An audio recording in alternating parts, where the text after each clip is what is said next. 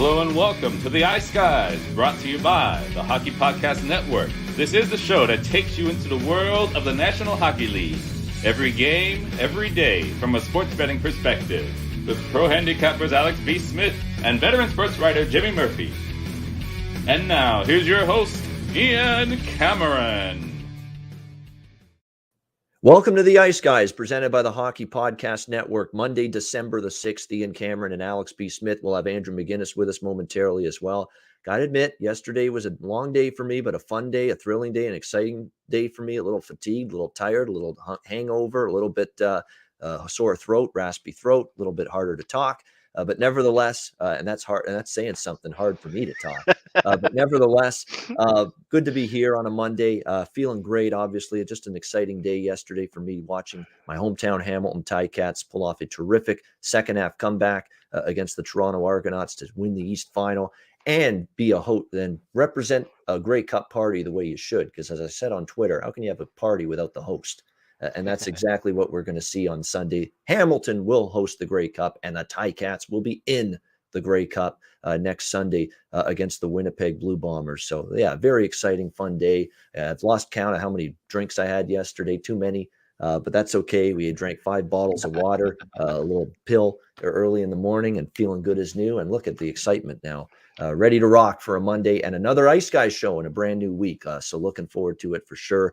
And boy, no shortage of NHL news over the weekend. Coaching carousel. Maybe it's Christmas and people are in Scrooge mode. GMs certainly are. Owners certainly are regarding the state of their franchises right now as coaches let go left and right. The last 24 hours, we say adios to Travis Green in Vancouver as Francesco Aquilini, the owner of the Canucks, basically cleaning house. Not just him, Jim Benning, the GM, gone. You got other management people, coaches on the staff gone as well. So really a thorough cleansing for the Vancouver Canucks over the last 24 hours. And the Philadelphia Flyers make a move as well. They fire Alain Vigneault and assistant coach Michel Therrien.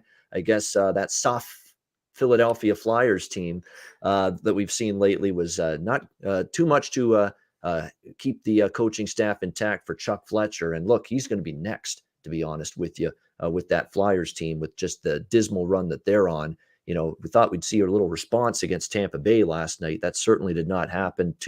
The season-defining road trip, according to the GM, and they couldn't have started it worse with these games against the Rangers and Lightning. So coaching changes galore. Before we get into Monday's card, Alex, we'll talk a little bit about this. Vancouver and Philadelphia making big changes in the last 24 hours. Question for you is, will it be good enough to save the season for either of these teams? Probably not for Vancouver, honestly. And, we saw this coming. I mentioned it, before that road trip started about a week ago. I said, I actually thought maybe that he would be gone by the time they got back home. But Green had one more game, and it was a 4-1 loss, and the writing was on the wall for him and the GM as well. So, that they're probably just going to pack it in, see what kind of deals they can make, and try to rebuild and refocus, get a whole new group. Because obviously, you get a new GM, you want your GM, he wants to get his guy in as head coach. So, this might be the end of the road for Vancouver as far as this season goes. As for Philadelphia, I mean, we talk about the steep hill that the Islanders have to climb to try to get out of the bottom of that Metropolitan Division. Philly's pretty much in that same boat. So they might still be a competitive team as far as especially looking at, betting on, especially now with this is kind of a real kick in the pants for that team. So maybe you want to bet on them, could possibly look at them tonight or sometime during this week. But I don't think they're going to have a real shot at, just turning things all the way around. It's not going to be a Craig Berube, St. Louis kind of deal where they end up, becoming a big playoff contender or a Stanley Cup push. They're going to be out of it at some point. But I think as far as from a day-to-day betting perspective, we'll probably get a bit more value on Philly than we will Vancouver. And of course, tonight, when we'll get to these games, Philadelphia Flyers and the Vancouver Canucks both in action tonight. And we saw it with Chicago with Derek King, the first game with the new coach. And let's put it this way, I'm not on Colorado or LA tonight. It would be Philly or Vancouver or pass for me. And we'll get to those games in just a second. Andrew, your thoughts on the coaching changes? Yeah, before we get into the coaching changes, I could just kind of say, obviously happy you had a really fun day and enjoyed that win. I definitely enjoyed it. I'll tell you, I'm one of those handicappers that sometimes you get there and you get a little nervous, but we've just been doing this for so long that I don't get worried at halftime. I messaged you I didn't expect you to answer, but I knew you might see it. I was like, you know what? Big second half coming. The fact they were down 12-0 and they played pretty horribly in that first half. That said something, so I felt like it was a good opportunity. But the funny thing is, you mentioned being hungover and having to drink all kinds of water and pop an Advil or something this morning. That was me Friday and Saturday, mainly Friday. So it was pretty much, I was back visiting my friends back home.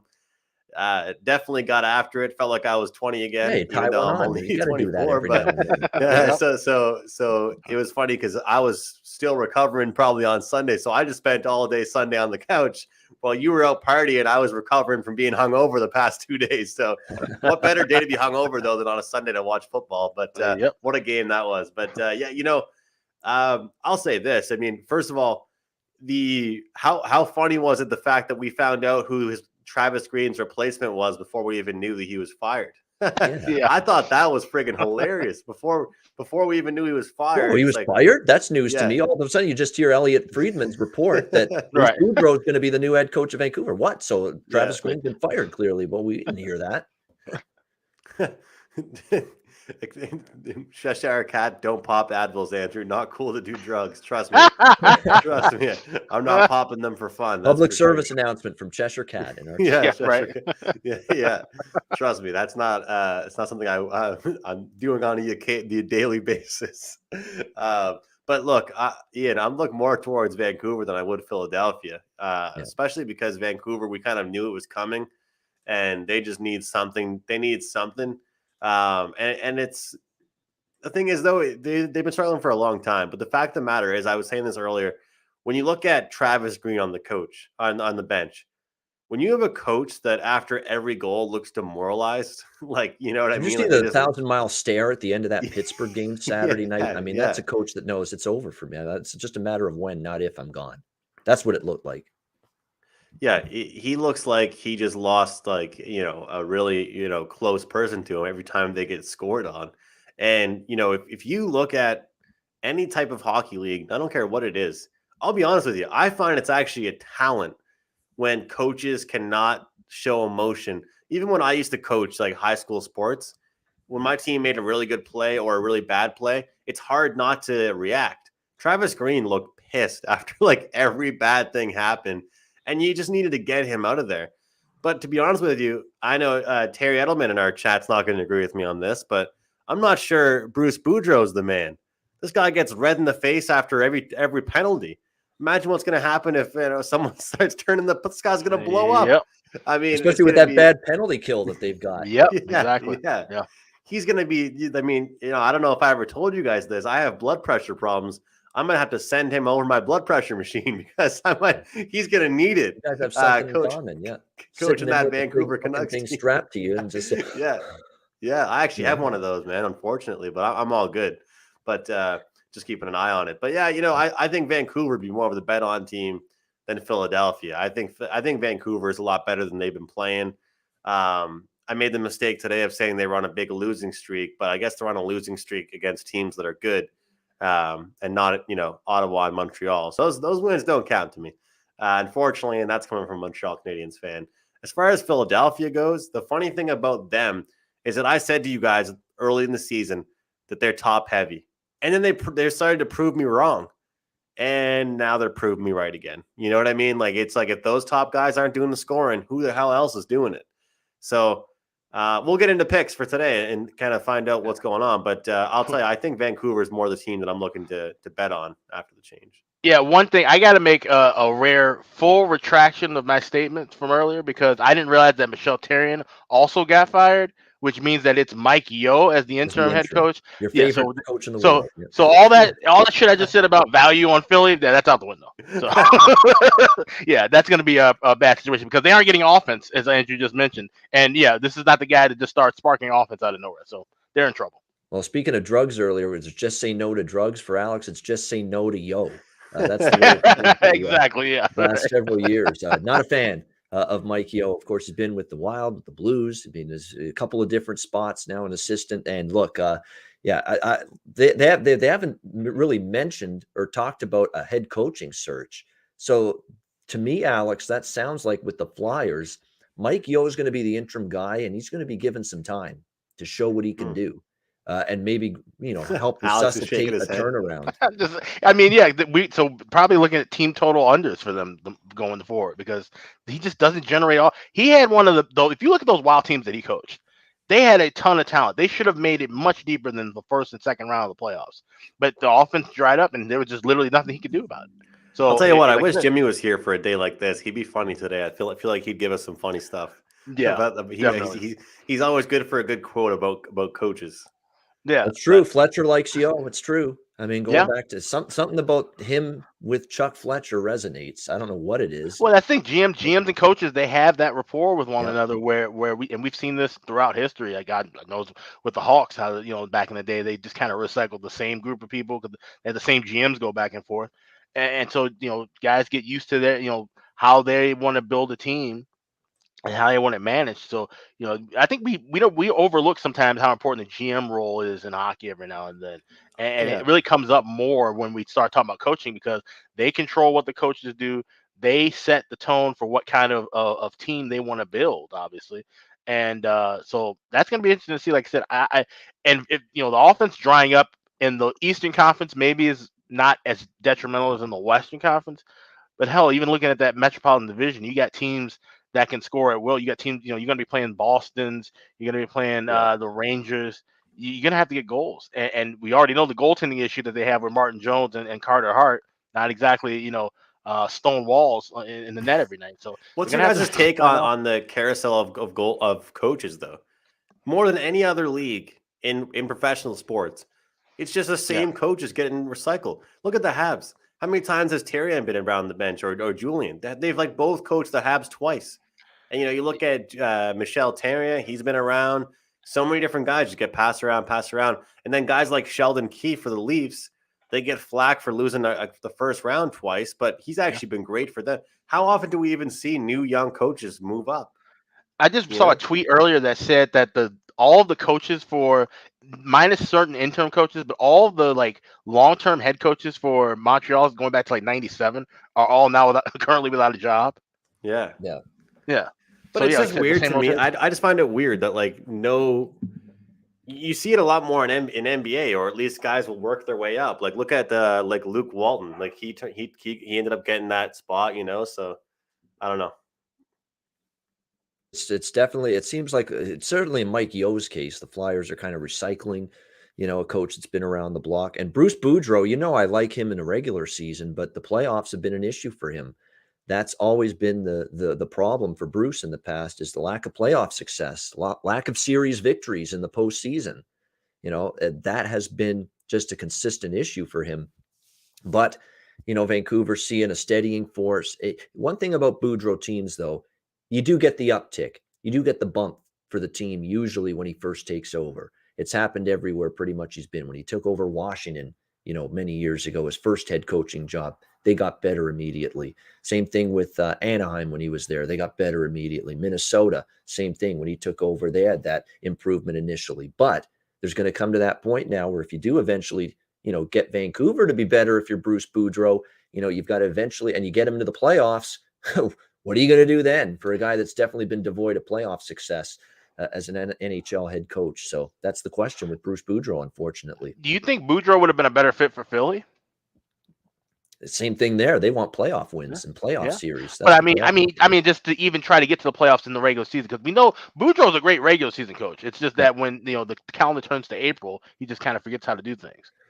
Yeah, and there's a couple of Washington teams. He had a couple of 7-game series losses. I mean, the tough breaks, competitive series could have went either way. They fell short, but yeah, I think he fits well for both of them, because both of them are looking to turn around a ship where Philly thinks they're. I don't know if I agree with this, but Philly thinks they're better than their record currently indicates. Vancouver thinks they're better than their record currently indicates. And when you have a situation like that, turning to a head coach that's got the ability to turn a team around in the short term right away, we've seen Boudreau do that. We've seen, obviously, Daryl Sutter's done that, in the last couple stops for him, LA and Calgary.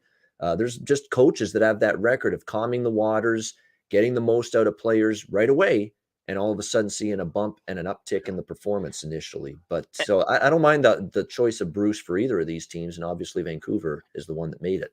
The other thing I would say too with Vancouver, because they're a younger team, I feel like they could have probably benefited more from a younger coach giving them a kick in the pants rather than an older coach kind of tempering expectations and then building things. Because like I said, we saw Boudreaux, he's dealt with superstar guys before, and you wonder, a guy like Elias Pettersson, somebody needs to just kind of shake the shit out of him and say, wake up. This guy's got a ton of talent. He's not delivering right now. So that's something that, Boudreaux can be that guy, of course. But my thing is, I'm saying would a younger coach probably have resonated a little bit better in that locker room? So maybe that's something they'll look at toward the future. Yeah, well, the argument to that is, didn't they just try that with Travis Green? And Yeah, and his unfortunately, voice got lost, kind of. yeah, they ended up, just petering out here. And look, initial year or two for Green. Remember that great playoff year they had just a couple of years ago. And then last year, COVID-19 was a big problem for the Canucks. They had a lot of injuries.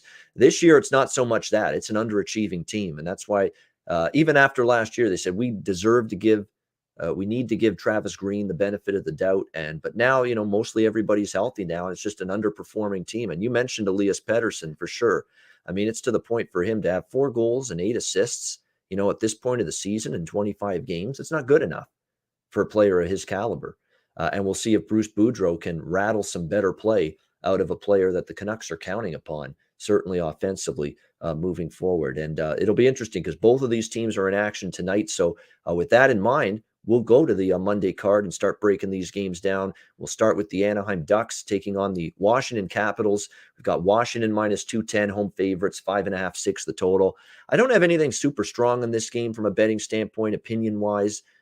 I was looking at Anaheim potentially as a big dog in this spot because, look, they are playing some really good hockey. They're finding ways to win.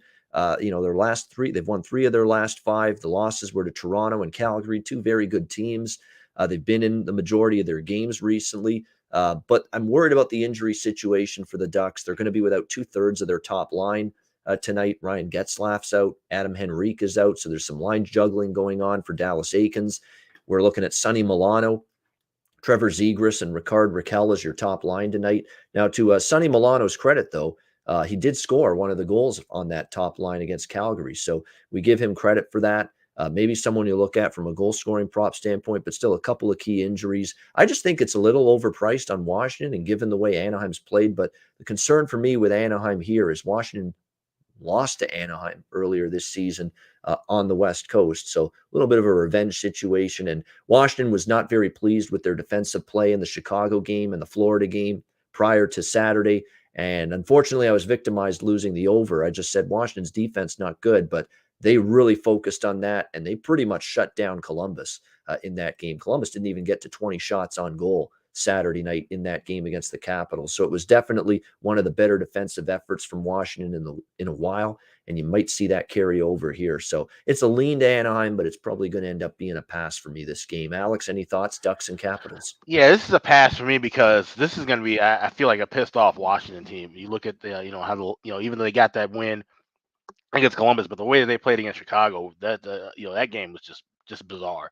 That whole road trip was bizarre for the Hawks. I didn't even get to talk about what happened last night with the Hawks Islanders. But that's a whole other thing. The fact of this is that Anaheim. Okay, we've finally adjusted to where Anaheim. They're a good team. They're not the worst team in the Pacific anymore. They're a okay team. They can play good at times. They have good offense. They can get some great goaltending at times too, from not only Gibson, but I mentioned about how Anthony Stolarz has really stepped up in that number 2 role. But they're going to run into some buzzsaws here, and I think this is definitely that spot where they're not happy with how they played in the last 3 or 4 games, being at home. Like I said, it's a bit overpriced, so you can't lay anything with it. But I wouldn't be shocked if Washington, kind of puts the screws to them a little bit. Maybe look at the team total over with the Capitals.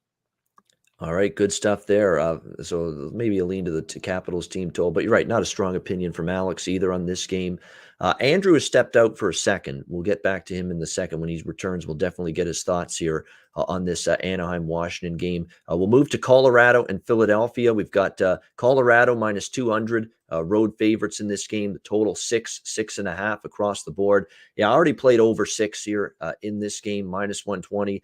Mike Yeo, who's the interim coach, and we just talked about it, first game with Alain Vigneault after the firing of Alain Vigneault and his assistant Michel Therrien. Already Mike Yeo says we need to inject some pace in our game right away. That's one of the first thoughts from him. So, well, they need something. How about just scoring? How about some finish? Never mind pace. Pace doesn't mean you score goals. Pace just means you try to play fast and move the puck fast. At the end of the day, you got to put a goddamn puck in the net. And that's been the issue for the Philadelphia Flyers during this losing streak. Really, it's all elements of their game that have not been all that strong during this losing streak that has now reached 8 straight games. Their offense has been dormant. That goes without saying. I mean, look at this, Alex. The last 7 games for Philly: 2-0, 1, 3, 2, 1, 1. Those are the goals they've scored. There's been no offense to speak of for the Flyers. So I get it. Mike Yeo is saying we got to play a little faster, move the puck quicker, play with pace. That's all fine and dandy, but finish with a capital F. You need some of that. Pace isn't going to help you unless you just bear down on your chances and find a way to score. Whatever it is, maybe an extra head fake, fake a shot, make it look like you're going to pass, then shoot the puck. Maybe you're going to catch the goalie going the wrong way. It's those little things that help you finish chances when you're not scoring. And what is that, you might ask? It's high level skill and intellect and talent and ability. And the Flyers have a couple of guys like that, but they don't have a ton of depth in that regard. And I think that's part of the reason why you're seeing this team struggle to score. The offense is an issue. You could say the defense is an issue. They've had some good defensive performances, but not lately. 6 to Carolina, 5 to New Jersey, 4 to the Rangers, an onslaught of 7 for the Tampa Bay Lightning last night. The goaltending, Hart, and now Jones tonight. Martin Jones will be in net. It's been up and down. Ivan Provorov's game has gone in the freaking toilet. Just an absolutely brutal season so far for him. You expected a lot more from him as the pillar of that blue line for the Philadelphia Flyers, and it's definitely not been good for him. Ristolainen is undisciplined, takes too many penalties for my liking. Keith Yandle's a liability at times defensively. Nick Seeler, kind of the same thing. Braun, I kind of like, but he's not going to give you a lot at the other end. And Sanheim, too, solid defenseman, nothing spectacular. So the blue line has a ton of problems right now, and they're not scoring, and you can't trust their goaltending one night to the next. So all kinds of issues for the Flyers. But we know this is the spot where usually the team that just fired the coach responds. So for me, it would be only a Philly bet. And it's not like I'm rushing to lay -200 with Colorado and their young goalie, Justus Annunen, who's going to be in net here for this game tonight. Now, I think they had to put him in because it was a shit show in 2 of the 3 games on this trip for Johansson for the Colorado Avalanche. Got lit up by Toronto, got lit up by Ottawa on Saturday night. We'll see how he fares. He had good AHL numbers, but now he's a starting goalie at the NHL level. How does he fare? I'm still not going to believe for a minute that he's going to shut the door completely on the Flyers, even though Philly's had trouble scoring goals. And I think Colorado will get theirs against Jones and this Flyer team. So I definitely am on the over. I lean to Philly just because of the new coach angle, but I think Andrew was right about one thing. I probably have a little more faith in the other team that just fired their coach than this Philly team right now. And let's be honest, Philly's playing the much tougher team tonight compared to Vancouver. So that's another thing you want to factor in. So lean Philly. Don't know if I'll bet it. Maybe just a couple bucks if I do, but did bet over the total here. Alex, what do you think? Colorado, Philly. So they're going to try and run pace against one of the faster teams in the NHL. Have fun with that. Yeah. Okay. So I'll be on Colorado first period puck line plus $1.40. I've already played that. You missed. I would say you missed the boat with the over because it went to 6.5, but really you haven't because Annunen. Granted, like I didn't get to mention it on the last show when he first started, but his numbers are good in the AHL. I think we did kind of briefly touch on that before I left, but his numbers were good in the AHL.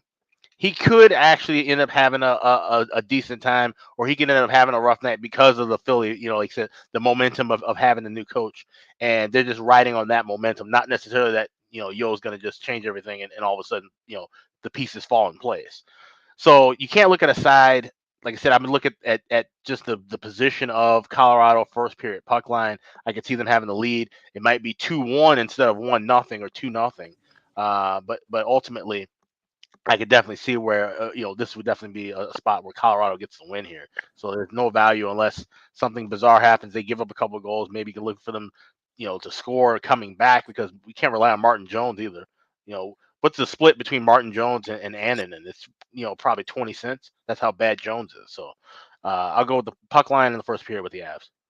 All right, first period puck line with Colorado for Alex in this game. All right, I believe we have Andrew back with us. Yeah, there he is. I heard that laugh. He's back. All right, Andrew, the thoughts from you on the first 2 games, Anaheim, Washington, and this one, Colorado, Philly. First one, I'm looking towards Washington in regulation. I just like the spot for them. I like it. Our team. I like to usually look at them off, bouncing back after not playing the best. I don't think they played their best hockey over the past couple of games, but Anaheim's got to give them credit. I remember saying to you, both of you guys, prior to the season or during the first week of the season, I remember actually saying to you, Ian, oh man, I should just take the under in every Anaheim game. And then they turned into an over team at 5.5. They presented great value with overs. So regulation for Washington, but also a lean towards the over. But I'll tell you, it's it's a big contrarian play to look towards the under in that Philadelphia and Colorado game. And I definitely wouldn't be going on that contrarian play. I'll go with the over in this game. I'd even look towards the over in the first period, -140. I bet that myself. And the funny thing is, we always talk about odds and value and trying to get the best of the price. But, I'd say that there's a reason why that first period over is -140. And there's a reason why it's that high. We look at the two goaltenders that are in there and the pace both teams play and take into effect that, coaching change. All that gets me to the over. But I like the over in the first period even better. All right, first period over. I would say if your book offers it, look for both teams to score in the first period. You'll probably even get a plus price with that potentially. So could be one of those games where you see that because Colorado is usually good to strike quickly, and Philadelphia, you'd think first period come out like gangbusters with the interim coach behind the bench. I like that. I'm going to probably bet that first period both teams to score in this Avalanche and Flyers game. Definitely. And makes Alex a is whole right lot about of the sense. 6.5. Well, Yeah. if you like the over 6 and you even like it more than just a little bit, we always take it the best number, but you know what I mean? Like the 6.5 7 is still a shouldn't win scare you. number. Yeah, 7 is still a win number. So it's still to me an okay bet. Yeah. Yeah, I agree. Because it's like if you like, you know what I mean? Like I'll be honest, I like the over 6, and seeing the 6.5 made me just like, I didn't get it in yet by that time. So I like the over 1.5 first period better than the 6.5. But realistically, like you said, the win number was 7 anyway. So unless you're betting games on hoping you're going to get a push, then it's still the same win number. Exactly. And yes, Naz Kadri and Cale Makar are both back. They didn't play against Ottawa. Part of the reason why they suffered that upset loss, along with the bad goaltending from Johansson, but they were without two key cogs there, Kadri and Makar, Saturday night. They'll both be in the lineup tonight for the Avalanche in this one. Arizona, Dallas. We've got Dallas -330, home favorites, 5.5 the total in this one. I don't know if I want to trust Arizona to score for me necessarily in this game. We're talking about a team that scored 2 goals or less in 4 straight games. But I think I can trust Dallas. And Dallas playing this great hockey, 7-2 in their last 9 games. This is one of those spots where, -330, I don't want to lay that. I don't even want the puck line with Dallas, which you still got to lay a decent price with that, -120 for Dallas, -1.5 goals. But I do think you'll see them be able to score. We've seen that consistently from Dallas during this 7-2 stretch where they've scored 3 goals or more, in the majority of these games lately. 3-2 over Columbus, 4-1 against Carolina, 3-1 against Colorado, 4-1 against Edmonton, 4-1 against St. Louis, 5-2 against Detroit, 5-2 win over Philly. The total's 3.5 here, the team total in this one between the Stars and the Coyotes. And that's what I'm going to look at here is the team total over 3.5 for Dallas, -110. I've bet this a couple of times and won a couple of times with it already. I'm going to come back to the well because I think they can get to 4 here. And I don't want to put myself in a spot where I got to be on over 5.5 and worry about what Arizona does offensively against Braden Holtby in net, who, by the way, has been absolutely terrific in the last 2 games that he started. So give Holtby credit. The veteran is playing some really stellar goaltending right now for the Stars. And that's why I don't necessarily know for sure if Arizona can contribute to the scoreboard as much as Dallas here. So Stars team total. Over 3.5, -110 for me. Alex, what do you think here? Coyote Stars. yeah, I'm tired of getting snake bit by the over 5.5 of these Dallas games. It seems like every time that they got an empty net chance, it was 3-2. They miss it. There's a back and forth, and we end up losing that. So I'm gonna go with the first period over here. -1, -1.10 at 1.5. I think, like you said, we don't have to rely on Arizona to get a goal, but Dallas should be able to get 2 early.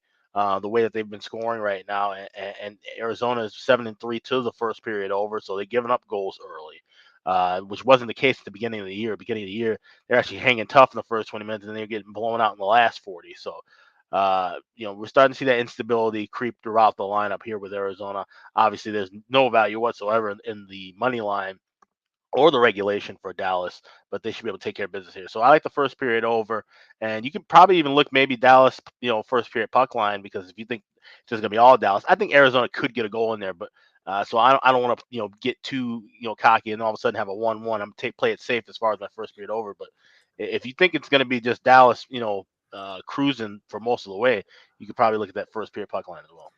3 of their home wins on this win streak have been 4-1 final scores. If you have a book that has a correct score prop, I don't usually bet many of these, but if Dallas 4, Arizona 1, that really looks like something I'd be interested in tonight. Yeah. They've won a bunch of these games 4-1 at home. It kind of feels like that's a plausible final score for this game tonight. So maybe it's something to sprinkle on.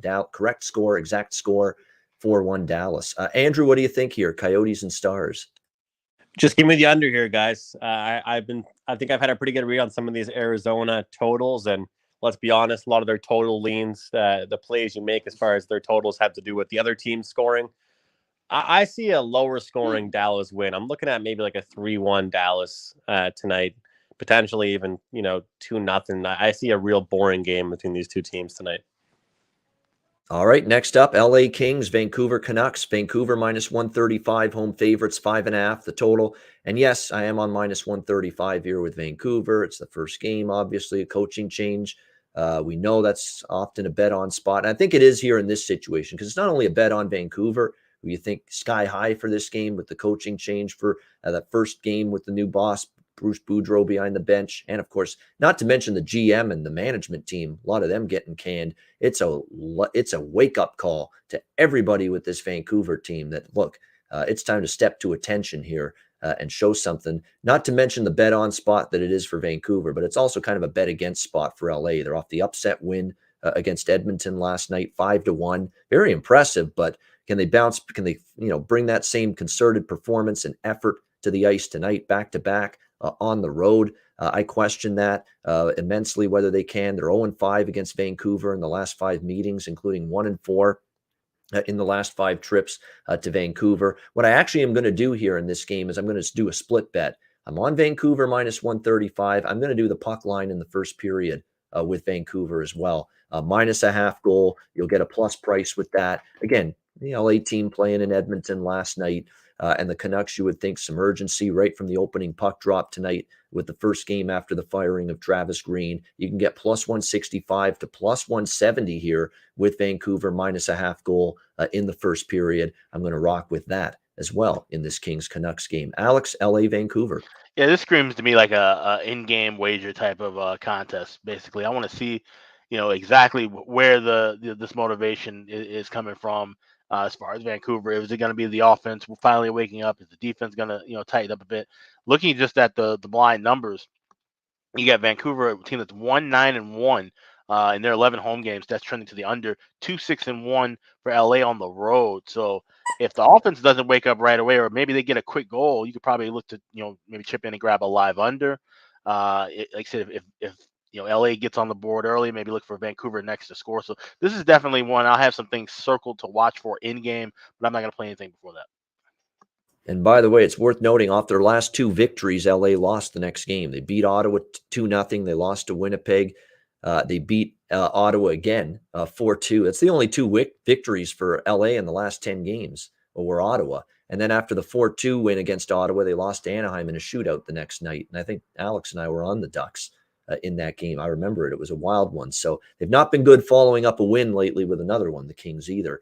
Andrew, what do you think here, Kings-Canucks? Yeah, and the Kings also haven't been good in back-to-backs, dating back to last year. It's something to look for as well. So I'm happy that they're off a win. I'm happy, hopefully, they're feeling an old-fashioned handicapping term, fat and sassy coming into this one. I mean, I doubt you really can be.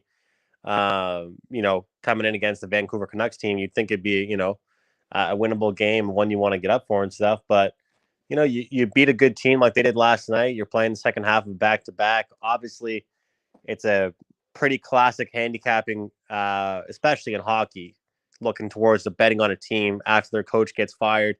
But like I said, I'm not looking at it for Philadelphia. I'm looking at it for this Vancouver team. because I feel like they just can play a lot better than what they've done. And they have shown some bright spots, guys. As much as I've crapped on them over the past week and a half, they have shown some bright spots. And as long as they can, get a better PK and just try and, find some positive momentum somewhere on the ice, I just feel like they have the talent that can do it. And with all the distractions that were going on, maybe this is an opportunity to catch a Kings team coming in feeling a little bit confident. If this was, another team a little more competitive, like if let's say they were playing like Calgary tonight, I'm not betting this, but I'm taking an LA, Kings team off a win like that. I'll go ahead and back the team. And you guys can probably hear my dog playing with his toys. Oh yeah. But sorry, it's a little distracting. But yeah, I'm gonna go ahead. I think it's a good spot. I've been waiting for this spot for Green to get fired. Yeah, I mean, we knew it was if it kept on going like it was for Vancouver, and obviously it did. You knew the axe was going to fall at some point for Travis Green, and it obviously did on Sunday. I saw you crack that smile, and I knew you. I knew you could hear it. Oh yeah, I could. That's all right, and that's why you can't see if you're watching on YouTube. Andrew's just audio only right now. He's got a dog now. He's got to be a dad to his pup. So that's the way you got to take care of your dog. That's for sure. All right. DraftKings, let's mention them before we get to our last two games. DraftKings Sportsbook, an official sports betting partner of the NFL and NHL. You'll be a winner with one single point scored in any NFL game. New customers who bet just $1 on any team to score can win $100 in free bets. It's that simple. DraftKings Sportsbook isn't available in your state. You can play for huge cash prizes all season long with DraftKings daily fantasy sports contests. DraftKings giving all new customers a free shot at millions of dollars in total prizes with their first deposit. Download the DraftKings Sportsbook app now. Use promo code THPN.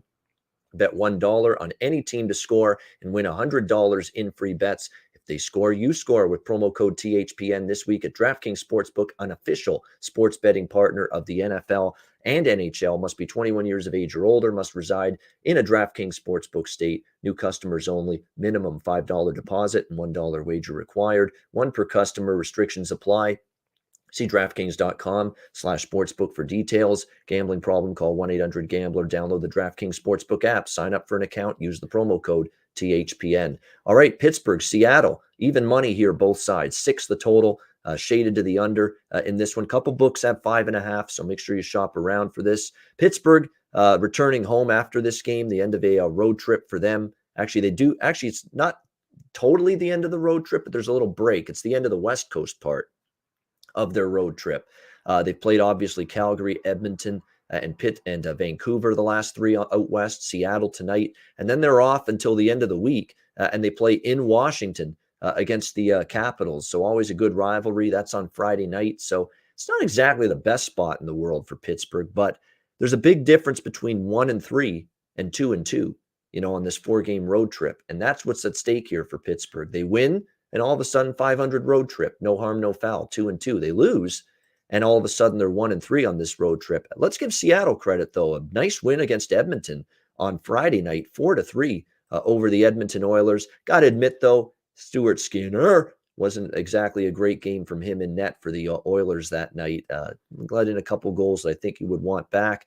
But nevertheless, Seattle's offense, which, they've gone through some ups and downs. They're on the plus side of things offensively. They're scoring and producing right now, this Seattle team. They've scored a grand total of 19 goals in their last 4 hockey games, 18 goals rather, in their last 4 games. So averaging over 4 goals per game in this one. I kind of want to ride Seattle over the total here one more time, especially now that I see a couple books that have a 5.5 posted as far as the total. It's 6 in some other spots as well. It looks like in terms of goaltending tonight, it's going to be Grubauer. And the one thing that I'm thinking of for Pittsburgh is that we might see a Casey DeSmith sighting in net. Last I checked, it wasn't confirmed. Let me see if I can get it up. Oh, it is confirmed now.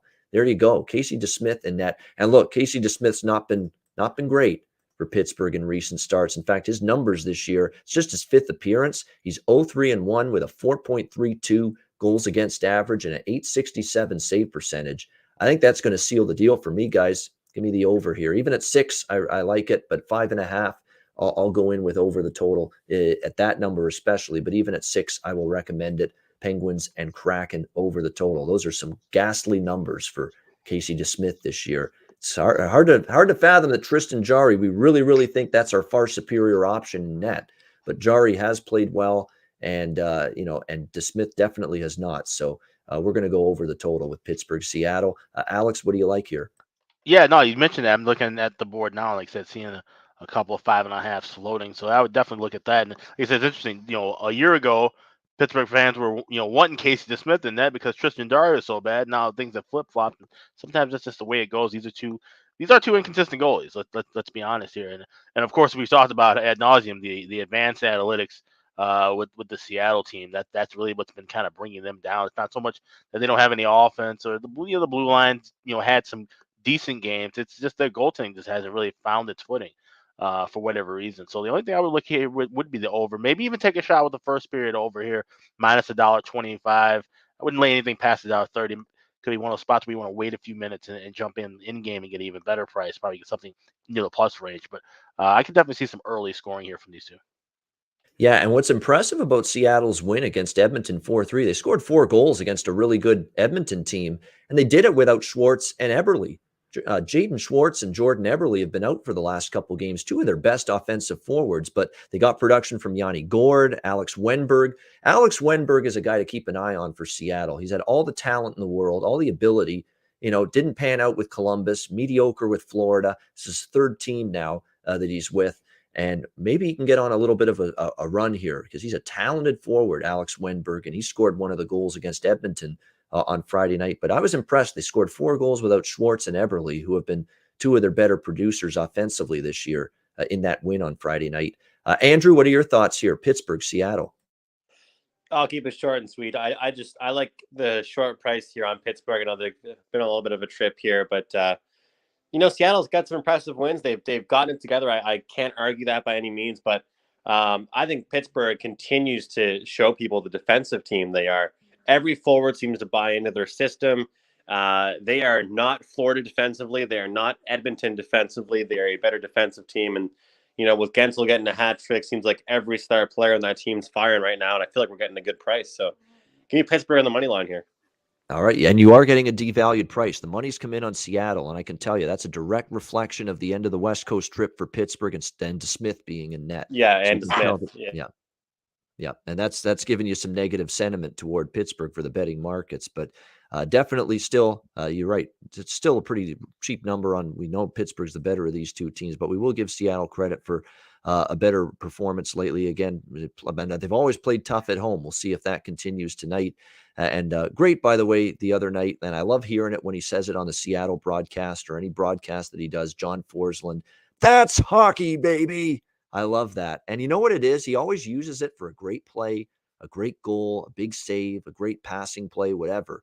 And it's almost like an ode to what makes the sport great. Plays and skill and things you see in hockey that you can't see anywhere else. And that's just one of the great lines that any play-by-play man has in the sport, in my opinion. That's hockey, baby, from John Forsland. Reminds me of Dick Vitale. Yep. Except without the raspy voice. Yeah. That's I like when they say, if you don't like that, you don't like basketball. Same thing with hockey. That's hockey, baby. Yeah, exactly. No, I love that line from Forsland. And whenever he uses it during a game. All right, final game here. Ottawa, New Jersey. We got New Jersey minus 180. Home favorites here. 6.5 the total in this game. We'll see how it goes. Look, Ottawa all of a sudden, right? It's like, that GIF, everybody uses it on Twitter. I use it. The casket opening and Undertaker rises from it, and that's Ottawa now. These last couple games, all of a sudden, with Carolina beating the Hurricane and beating good teams, right? Carolina and Colorado, that's not too shabby for back-to-back wins for this Ottawa Senators team. Now, can they keep it rolling here against Jersey? Is the question. Man, I'm gonna dabble in the big price here in Ottawa. Look, Ottawa, I know, has their issues. There's no question about that. But, DJ Smith kind of said we're going to find out what kind of men these are after the Vancouver loss. Remember, that defense was abysmal in that game. It was embarrassing. JT Miller goes through the entire 5-man group on the ice like a hot knife through butter to score one of those goals the other night. It was definitely a horrible effort. Not just bad defense. That's been a problem at times for Ottawa, but the effort was bad. And that's what DJ Smith didn't like. And that's what he called the team out for after that game. And suddenly they've won back-to-back against good competition, against Carolina and Colorado. We'll see if they can keep it going here against New Jersey, who, it's not difficult for me to want to go against New Jersey when they're a minus 180 favorite like this. Like, what's New Jersey doing right now to validate being a minus 180 favorite? They're 2-8 in their last 10 games. They've just dropped 3 in a row against San Jose, Minnesota, and Winnipeg. They've not played great hockey. Their only 2 wins were a in shambles Philadelphia team, and then Tampa Bay. And I think a spot where Tampa Bay got comfortable with a 3-1 lead and blew it in the third period. Those are the 2 wins for New Jersey lately. So the draw, as Stan says in our chat, I could see it. I think it's a close game. Certainly, I think Ottawa could be live here as well. Now, you always have to factor in this is still a team that can give up goals, that their goaltending is still very shoddy with Gustafsson and Forsberg in between the pipes, but they've finally scored some goals the last couple of games, Ottawa as well, and that could be enough. So the over also could get there in this game, in my opinion. I would definitely go with the over as well, over 6 minus 120. But at this price, I'm going to at least place a couple bucks on Ottawa. I just think New Jersey, I'm going to dare them in this price range to beat me. I'm not sure they can. Alex, what do you think here? Senators, Devils. Yeah, this screams draw, but not in the usual fashion of like a 2-2 kind of thing. This could be a 4-4 game going to the draw. So I like that over 6 here as well. So there's no reason that New Jersey should be laying anywhere, north of 160. You're talking about 180, almost $2. That's insane. When you talk about this team, the way they've been getting lit up defensively, gave up 8 goals in that bizarre game against New Jersey, gave up 5 against Minnesota, gave up 5 in the game before that. So this could be a draw. I'll play that at plus 360. That's a great price because I just still don't trust Ottawa. Okay, back-to-back wins, they're getting things done, slowly but surely. But this definitely feels like it could be a track meet, and whoever has the puck on their stick last ends up winning the game. So I'll go draw plus 360. And not great things from Mackenzie Blackwood as of late. No question. Someone mentioning that in our chat. It's true. I mean, for Bernier and for Blackwood, they both kind of struggled. The play in front of them hasn't been great either. But even from a Mackenzie Blackwood standpoint, he's given up 3 goals or more in 4 straight starts for Mackenzie Blackwood. And we know he's a goalie that can be capable of better, but not seeing it as of late. Andrew, what do you think here with Ottawa and New Jersey? I'm just going to keep taking overs with this Ottawa Senators team. I'll keep doing it 7 days a week and twice on Sunday if they're playing, whether or not it's a big play or a small play for me, they're scoring, but also getting scored on. So, and you mentioned it with the other way, the other team. I'm looking at overs from them as well. Sloppiness, one of the top or bottom 5 teams as far as goals given up a game. So this one seems to me like another over for an Ottawa game. Yeah, I mean, it almost seems like it's too simplistic to recommend and bet the over here. But my goodness, I mean, the numbers don't lie. 6-3 to the over for Ottawa in their last 9 games. 5 straight overs for New Jersey coming into this game. I mean, it really just seems simple to bet the over. Hopefully, it's and 7-2 to the over in the last 9 head-to-head meetings with Ottawa and New Jersey. So makes sense that this should be a game with some goals in bunches between the Senators and Devils. All right, great stuff with Alex and Andrew. Fantastic Monday show to get the week started. We'll wrap it up now with best bets as we always do. Alex, we'll start with you. What do you like for best bet? Well, we're going to go with fading Mike Yeo and the Flyers. We're probably going to be doing that often nowadays. We're going to go with the Colorado Avalanche first period puck line, laying a half a goal at plus 135. I think there's a plus 140s out there as well. He's going to regret, maybe he said it and maybe he's going to change his mind by the time they hit the ice, but you do not want to start off trying to play faster pace, faster tempo against this Colorado Avalanche team that could go terribly, especially with Martin Jones in that. So if they do, hey, that helps us out. So let's go with the Avs. First period puck line is the best bet tonight. All right, Colorado, first period puck line for Alex B. Smith against the Philadelphia Flyers. You can get that minus a half, plus 140 with that first period puck line tonight. That'll be his best bet for this Monday card. Andrew, what do you like for best bet? Going with that old-fashioned theory. Take a team after their coach gets canned. Vancouver, long overdue for a new coach. Give me the Canucks tonight, minus 135. All right, Vancouver, minus 135 against Los Angeles. Best bet for Andrew McInnis. And my best bet, I'm going to go with that Ottawa, New Jersey over 6. I mean, it's just, to me, it feels like it should get there. Both teams trending over in rapid fashion. And I think you'll see goals both ways with the Devils in the center. Say what you will about the Devils. They've played Minnesota, Winnipeg the last couple games. Now you're playing a very, very much weaker Ottawa defense. So New Jersey should score here. But again, the Devils' own defense and goaltending has been in a bit of shambles lately as well. So goals both ways. Let's go Ottawa, New Jersey, over 6, -120. That will be my best bet for this Monday NHL card. And that'll wrap up this edition of the Ice Guys. Thanks to everyone for tuning in. Hit the like button. If you're watching on YouTube, it helps us out a lot. We appreciate that and your support. A reminder, the Ice Guys is live 7 days a week, Monday to Friday, 2 p.m. Eastern, Saturday and Sunday, noon Eastern. If you can't watch the show live, download the Ice Guys podcast in audio form on all major podcast platforms, Google Podcasts, Apple Podcasts, Spotify, Stitcher, iHeartRadio. Download the podcast whenever you can't watch the Ice Guys live. For Alex B. Smith and Andrew McInnis, I'm Ian Cameron. Have a great Monday night. Enjoy the games and good luck. And we'll talk to you again tomorrow on Tuesday for another edition of the Ice Guys presented by the Hockey Podcast Network.